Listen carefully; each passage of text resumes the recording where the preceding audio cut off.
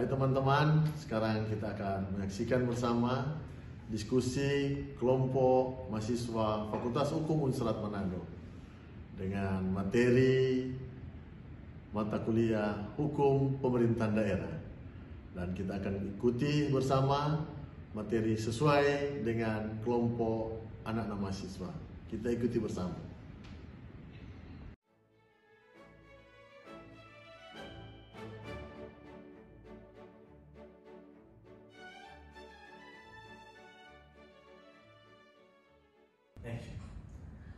Assalamualaikum warahmatullahi wabarakatuh. Shalom, Om Swastiastu, Namo Buddhaya, Salam Kebajikan. Perkenalkan, kami dari kelompok 1 Hukum Pemerintahan Daerah. Di sini kami membuat video guna untuk memenuhi tugas akhir Hukum Pemerintahan Daerah.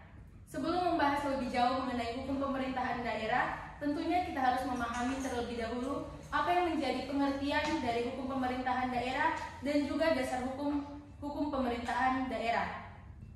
Dasar Hukum Pemerintahan Daerah terdapat dalam Undang-Undang Nomor 23 Tahun 2014. Menurut dasar hukum tersebut, definisi dari pemerintahan daerah adalah penyelenggaraan urusan pemerintahan oleh pemerintah daerah dan DPRD menurut asas otonomi dan tugas pembantuan yang dijalankan seluas-luasnya dalam sistem dan prinsip NKRI. Selanjutnya kita akan membahas mengenai asas-asas apa saja yang terdapat dalam Hukum Pemerintahan Daerah. Saudari Angel, bisakah Anda jelaskan asas-asas apa saja yang terdapat dalam Hukum Pemerintahan Daerah? Baik, dalam Hukum Pemerintahan Daerah tentu ada asas-asas otonomi daerah. Yang pertama itu asas desentralisasi, di mana ini adalah penyerahan wewenang pemerintahan dari pemerintah pusat ke pemerintah daerah. Yang artinya pemerintah pusat itu menyerahkan wewenang penuh ke pemerintahan daerah untuk mengatur urusan pemerintahannya sendiri secara mandiri tanpa ada campur tangan dari pemerintah pusat. Contohnya seperti kayak pemerintah membuat perda atau peraturan daerah dan menetapkan pajak seperti parkir, pajak, restoran yang mungkin itu digunakan untuk biaya pembangunan dan layanan pada daerah tersebut. Asas desentralisasi ini juga ada pembagiannya. Yang pertama itu desentralisasi horizontal, yang dimana ini berfokus pada pembagian kekuasaan antar lembaga seperti lembaga eksekutif, yang dimana terdiri dari presiden dan wakil presiden yang menjalankan undang-undang. Dan yang kedua itu ada desentralisasi vertikal, yang ini terfokus pada pembagian kekuasaan antara pemerintah pusat dan pemerintahan daerah. Nah, selanjutnya itu ada asas sentralisasi, yang dimana kekuasaan dan kewenangan itu terpusat pada satu tempat, yaitu pemerintahan pusat seperti keamanan negara, yaitu TNI. Dan yang ketiga itu ada asas dekonsentrasi, di mana pelimpahan wewenang pemerintahan oleh pemerintah pusat kepada pejabat atau instansi di daerahnya, yang dimana masih termasuk pada pemerintahan pusat itu tersendiri. Dengan kata lain, dalam asas dekonsentrasi ini, kewenangan pemerintah pusat itu tetap ada pada pusat, akan tetapi pelaksanaannya tetap dibantu oleh para pejabat atau instansi daerah tersebut. Seperti contohnya itu Dinas Pendidikan mengadakan pelaksanaan kurikulum sekolah di daerahnya, akan tetapi tetap mengikuti kebijakan-kebijakan di Kementerian Pendidikan dan Kebudayaan pada pusat. Dan yang terakhir itu ada tugas pembantuan. Ini adalah penugasan oleh pemerintah pusat ke pemerintah daerah, yang biasanya walaupun pelaksanaannya dilakukan oleh pemerintah daerah, akan tetapi ini tetap menjadi tanggung jawab dari pemerintah pusat. Biasanya pemerintah daerah ini menerima bantuan seperti dana. Contohnya itu pemerintah pusat itu memberikan dana dan alat ke pemerintah daerah untuk membangun infrastruktur seperti jalan dan jembatan. Oke, baik. Jadi itu tadi dia penjelasan mengenai asas-asas yang ada dalam pemerintahan daerah. Membahas mengenai pemerintahan daerah tentunya tidak terlepas dari pemerintah pusat dan pemerintah daerah. Tentunya di situ ada hubungan yang terjadi antara pemerintah pusat dan juga pemerintah daerah. Saudari Medi, apakah bisa Anda jelaskan bagaimana hubungan antara pemerintah pusat dan juga pemerintah daerah? Baik, di sini saya akan menjelaskan tentang hubungan pemerintah pusat dan pemerintah daerah.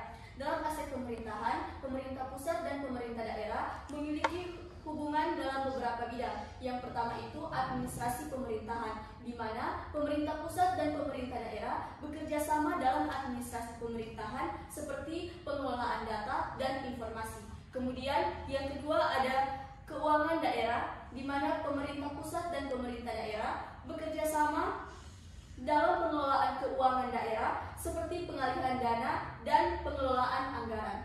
Kemudian yang ketiga ada pembangunan infrastruktur. Dalam pembangunan infrastruktur ini, pemerintah pusat dan pemerintah daerah bekerja sama dalam pembangunan infrastruktur seperti pembangunan jalan, jembatan, atau bandara. Dan yang terakhir ada pelayanan publik, di mana pemerintah pusat dan pemerintah daerah bekerja sama dalam pelayanan publik seperti pendidikan dan kesehatan. Oke, baik. Jadi tadi yang saya simak dari Saudara Medi itu ada membahas juga mengenai hubungan keuangan antara pemerintah pusat dan pemerintah daerah. Saudara Matthew Kaunang, bolehkah Anda jelaskan bagaimana hubungan keuangan antara pemerintah pusat dan juga pemerintah daerah? Oke, baik. Jadi dalam hubungan keuangan pusat dan daerah, dalam rangka menciptakan alokasi sumber daya nasional yang efektif dan efisien, maka diperlukan itu hubungan keuangan antara pusat dan daerah agar menciptakan pemerintah daerah yang adil dan selaras. Adapun yang menjadi dasar hukum dari hubungan keuangan pusat dan daerah ini adalah Undang-Undang Nomor 1 Tahun 2022 tentang hubungan keuangan antara pemerintah pusat dan pemerintah daerah pada tanggal 5 Januari 2022. Kemudian kita masuk ke dalam ada beberapa ruang lingkup hubungan keuangan antara pusat dan daerah. Yang pertama itu pemberian sumber penerimaan daerah berupa pajak dan retribusi. Yang kedua pengelolaan belanja daerah. Yang ketiga pengelolaan transfer ke daerah. Yang keempat pemberian kewenangan untuk melakukan pembiayaan daerah. Dan yang kelima pelaksanaan sinergi kebijaksanaan nasional.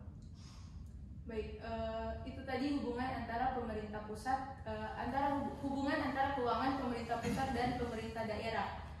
Saudara Matthew Asa, bolehkah Anda jelaskan mengenai tujuan pengawasan pusat dan tujuan pengawasan daerah? Tentunya di antara dua bidang ini harus ada pengawasan. Jadi bolehkah Anda jelaskan mengenai hal tersebut? Ya baik, yang pertama di sini akan membahas tujuan pengawasan pusat. Jadi tujuan pengawasan pusat itu ada 3. Yang pertama memastikan pelaksanaan tugas pemerintah daerah sesuai dengan perundang-undangan. Yang kedua meningkatkan efisiensi pemerintahan daerah. Dan yang ketiga mencegah penyalahgunaan wewenang.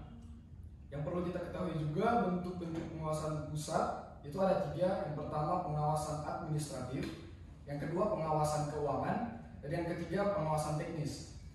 Dan kita masuk ke tujuan pengawasan daerah. Tujuan pengawasan daerah yang pertama itu memastikan pelaksanaan tugas pemerintah daerah sesuai dengan perundang-undangan. Yang kedua, meningkatkan transparansi dan akuntabilitas pemerintah pusat. Dan ada juga bentuk pengawasan daerah. Yang pertama pengawasan partisipatif dan yang kedua pengawasan politik. Oke, membahas mengenai pemerintahan daerah tentunya ada juga yang namanya OPD atau Organisasi Perangkat Daerah. Saudari Melani, bolehkah Anda jelaskan lebih rinci mengenai organisasi perangkat daerah tersebut? Jadi hubungan sesuai dengan OPD itu Organisasi Perangkat Daerah. Makna struktural dari pemerintah pusat dan pemerintah daerah itu dilihat dari bagaimana secara susunannya atau pola sistematis pemerintah pusat dan pemerintah daerah dalam mereka berkoordinasi untuk pelimpahan wewenang untuk kepentingan pemerintahan. Dan pemerintah pusat juga memiliki beberapa wewenang yang tidak bisa diganggu-gugat. Pemerintah daerah juga memiliki beberapa wewenang untuk daerahnya masing-masing yang dilimpahkan dari pemerintah pusat. Dan pelimpahan wewenang ini dilakukan dengan cara dekonsentrasi melalui pendelegasian pelimpahan wewenang dari pemerintah pusat ke perangkatnya yang berada di daerah. Baik, jadi cukup sampai di situ ya. Baik. Jadi tadi kita sudah membahas mengenai materi hukum pemerintahan daerah, sudah cukup jauh kita menjelaskan. Jadi di sini saya sempat menggarisbawahi mengenai pengawasan dari pusat dan juga dari pemerintah daerah. Yang menjadi pertanyaan saya di sini untuk pengawasan keuangan, itu di pusat siapa yang mengawasi keuangan dan juga di daerah siapa yang mengawasi keuangan? Apakah ada yang bisa menjawab? Kalau misalkan kita dari pusat, mungkin ada BPK atau Badan Pemeriksa Keuangan yang merupakan lembaga yang dibentuk untuk memeriksa keuangan dan tanggung jawab keuangan negara. Nah, tugas utama dari BPK ini itu untuk melakukan pemeriksaan keuangan negara yang meliputi pemerintah pusat, pemerintahan daerah, dan lembaga lainnya seperti Bank Indonesia, BUMN atau Badan Usaha Milik Negara, BUMD atau Badan Usaha Milik Daerah, dan lembaga lainnya yang mungkin mengelola keuangan negara. Nah, kalau di sini wewenang BPK itu melakukan berbagai jenis pemeriksaan, dari pemeriksaan kinerja, pemeriksaan keuangan, dan pemeriksaan dengan maksud tertentu, yang kemudian hasil pemeriksaan tersebut diserahkan secara tertulis kepada Presiden, DPD, DPR, DPRD, Gubernur, Wali Kota, atau Bupati dengan kewenangannya masing-masing. Oke, baik. Jadi hasilnya diserahkan kepada kepala-kepala daerah. Iya, kepala-kepala. Oke, itu tadi untuk pengawasan yang ada di pusat. Selanjutnya bagaimana tentang pengawasan keuangan yang ada di daerah? Apakah ada yang bisa menjawab? Dari Angel telah menjelaskan yang dari pusat, di sini saya akan menjelaskan yang dari daerah. Nah, dari daerah itu ada lembaga inspektorat, di mana lembaga ini adalah sebuah lembaga yang berfungsi sebagai unsur pengawasan di berbagai instansi, baik pemerintah maupun swasta. Nah, inspektorat memiliki tugas untuk melakukan pemeriksaan, audit, dan evaluasi terhadap kegiatan dan program yang dilakukan oleh instansi yang diawasi. Lebih detail, inspektorat memiliki beberapa fungsi utama. Di antaranya, yang pertama ada pengawas internal. Nah, pengawas internal ini melakukan pengawasan terhadap kinerja dan keuangan instansi yang diawasi, termasuk melalui audit, review, evaluasi, pemantauan, dan kegiatan pengawasan lainnya. Kemudian ada juga pencegahan korupsi, di mana melakukan koordinasi dan pengawasan untuk mencegah tindak pidana korupsi. Kemudian ada evaluasi program. Evaluasi program ini yaitu mengevaluasi pelaksanaan program dan kegiatan yang dilakukan oleh instansi yang diawasi. Kemudian ada pembinaan, di mana membantu instansi yang diawasi dalam melaksanakan tugas dan fungsinya, serta memberikan saran dan rekomendasi untuk perbaikan.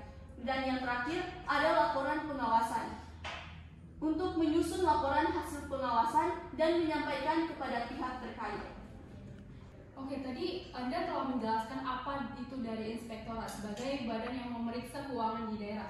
Nah, dari hasil laporan pemeriksaan inspektorat itu diserahkan kepada siapa? Apakah itu juga disampaikan kepada BPK yang sebagai auditor eksternal di Indonesia ini? Baik, terima kasih atas pertanyaannya. Hasil pemeriksaan inspektorat, baik itu hasil pemeriksaan internal maupun hasil pemeriksaan yang dilakukan oleh BPK atau Badan Pemeriksa Keuangan, diserahkan kepada pihak-pihak yang berwenang sesuai dengan peraturan perundang-undangan yang berlaku. Nah, penerimaan hasil pemeriksaan inspektorat itu ada di sini ada 5. Yang pertama itu ada pimpinan instansi, di mana hasil pemeriksaan inspektorat atau laporan ikhtisar hasil pengawasan atau LIHP, laporan hasil pemeriksaan atau LHP akan diserahkan kepada pimpinan instansi atau perangkat daerah terkait untuk ditindaklanjuti. Pimpinan instansi bertanggung jawab untuk melaksanakan rekomendasi hasil pemeriksaan. Kemudian yang kedua ada BPK.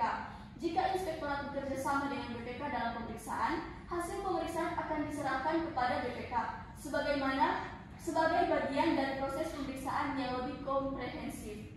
Kemudian yang ketiga ada DPR atau DPRD. Hasil pemeriksaan BPK khususnya laporan keuangan pemerintah akan diserahkan kepada DPR dan DPRD sebagai bentuk pertanggungjawaban keuangan negara. Yang di sini berarti saya dapat simpulkan hasil pemeriksaan dari pemerintah pusat dan daerah itu berarti itu diserahkan kepada pemimpin daerahnya masing-masing, sama dengan DPR, DPRD, berarti sama. Dan juga inspektorat memiliki pertanggungjawaban ke BPK sesuai dengan apa yang Saudari Angel tanyakan tadi. Oke. Baik, jadi karena setiap pertanyaan yang ada sudah terjawab, baik pertanyaan saya maupun pertanyaan Saudari Angel, saya juga mengucapkan terima kasih kepada teman-teman yang sudah menjawab, yang sudah berpartisipasi dalam diskusi kita hari ini. Berdasarkan materi yang telah dijelaskan oleh kelompok kami tadi, kelompok 1, maka dapat ditarik kesimpulan hubungan antara pemerintah pusat dan daerah dalam kesatuan mencerminkan dinamika dalam pembagian wewenang dan tanggung jawab. Pemerintah pusat tetap memiliki dominasi dan pengelolaan pemerintahan. Dari segi hubungan keuangan, pemerintah pusat dan daerah diatur berdasarkan Undang-Undang Nomor 1 Tahun 2022 yang bertujuan untuk menciptakan pengelolaan keuangan yang lebih adil, efisien, dan transparan. Baik, sekian penjelasan mengenai materi hukum pemerintahan daerah dari kelompok kami kelompok 1. Akhir kata kami mohon maaf apabila ada salah kata. Kami juga mengucapkan terima kasih untuk perhatian. Sekian dari kami, saya tutup. Wassalamualaikum warahmatullahi wabarakatuh. Shalom, terima kasih. Yeay.